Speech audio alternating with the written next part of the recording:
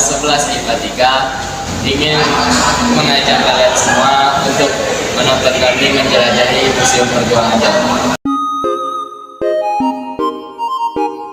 Yo, halo semuanya, Zafura di sini dan pada video kali ini kami berempat sedang bermain di Museum Perjuangan Jambi. Dan di sini kami akan mengambil beberapa sejarah untuk dibahas dan dibacakan. Tidak usah berlama-lama, langsung saja kita ke pembahasannya.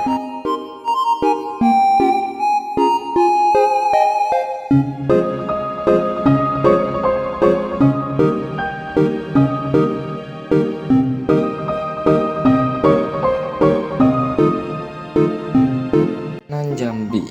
Kesultanan Jambi merupakan salah satu kesultanan di Pulau Sumatera yang berdiri tahun 1615. Sejak Pangeran Kedah bergelar Sultan Abdul Qahar diangkat menjadi sultan. Sebelum Sultan Abdul Qahar menjadi sultan, pemerintah berbentuk kerajaan. Pada masa pemerintahan Sultan Abdul Qahar yang awalnya bersendikan adat diubah menjadi adat bersendi syarak. Syarak bersendi kitabullah. Pelaksanaannya syarak magato, adat memakai. Syarak yang dimaksud adalah Islam dan kitabullah atau Al-Quran. Implementasi pada 17 Rabiul Awal 1283 H atau 30 Juli 1866 diterbitkan Kitab Perundang-undangan Undang-Undang di Jambi yang diubah oleh Ki Demang Setia Wiguna D. Jafar. Dalam Selokoh disebut bahwa wilayah Kesultanan Jambi dari Tanjung Jabung sampai ke Durian Takuk Rajo, dari Sialang Belantak Besi ke Bukit Tambung Tulang. Artinya dari Tanjung Jabung yang berada di daerah pantai timur Jambi sampai Durian Takuk Rajo yang berada di Tanjung Simalidu. Selanjutnya dari Sialang Belantak Besi yang berada di Sitinjau Laut sampai di Bukit Timbun Tulang yang berada di Sikut. Pemerintah Kesultanan Jambi berakhir setelah pemerintahan Hindia Belanda berhasil memadamkan berbagai perlawanan rakyat yang dipimpin dan digerolakkan oleh Sultan Taha, Raden Hamzah, Raden Matahir, dan pembesar kesultanan lainnya. Dengan dikeluarkannya lembaran negara atau Stambalat nomor 187 tahun 1906, 259 pada 1 Februari 1906, Kesultanan Jambi dihapus dan Jambi dijadikan daerah residensi di bawah pemerintahan Hindia Belanda dengan residen pertamanya.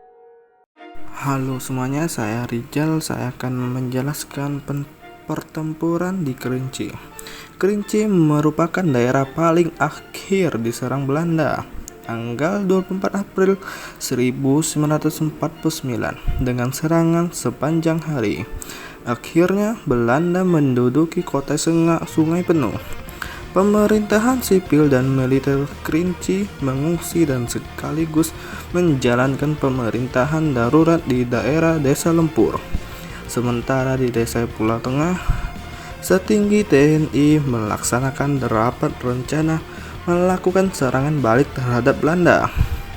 Hasil rapat diangkat menjadi Kapten Muradi dan Letnan Laut Alamsyah sebagai komandan pasukan. Bersama tentara, pelajar, dan rakyat, TNI melakukan perlawanan dan 3 resor pertempuran, yaitu 1. Resor Kumon, yaitu Pulau Tengah, Lolo, dan Lempur. Yang kedua, resor Tanah Kampung, yaitu Hiang, Senggarang Agung, Pulau Sangkar, dan Temai. 3. Resor Kota, Sungai Penuh, Siulak, Rawang, Kota Lawang, Semurap, dan sekitarnya. Terima kasih mendengarkan dan sampai jumpa.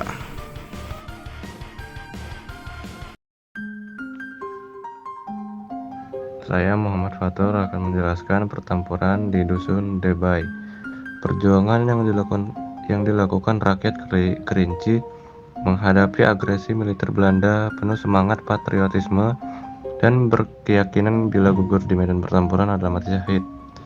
Pada 27 April 1949 di Dusun Debai, 5 orang diantaranya Mat Suruh, Mukhtar, Mat Gedung, Wakat, dan Wahab dengan bersenjatakan pedang, kelewang, keris, tombak, dan sebagainya, serta pakikan Allahu Akbar, mereka melakukan fisabilillah terhadap Belanda selama 1 jam.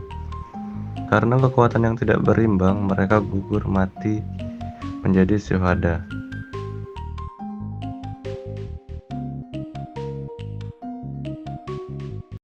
Halo semuanya, saya Amar Rapi dan saya akan membacakan regalia Kesultanan Jambi.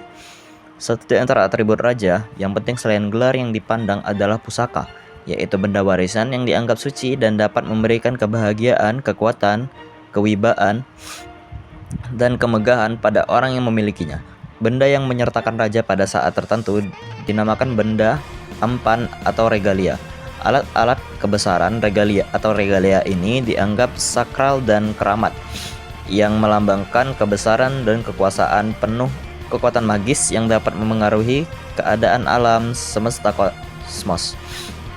Selain itu, benda regalia dapat mengembalikan keseimbangan dan menolak berbagai bahaya seperti wabah, bencana alam, atau gejolak masyarakat. Benda pusaka berupa regalia memiliki nilai material dan estetika tinggi, silsilah keagamaan, dan persekutuan dengan makhluk gaib. Selain itu, benda regalia ini menjadi sarana upacara yang penting untuk kemegahan raja. Oleh karena benda regalia dianggap sakral dan keramat, benda ini diselimuti legenda penciptaannya, tokoh yang memerankannya, kesaktian, dan kekuatan magisnya. Di antara regalia tersebut berupa alat kebesaran kerajaan atau kesultanan yang dikenalkan di bawah atau berada dekat raja saat upacara atau peristiwa tertentu sebagai simbol seorang raja. Regalis Kesultanan Jambi meliputi sebilah keris Siginjai,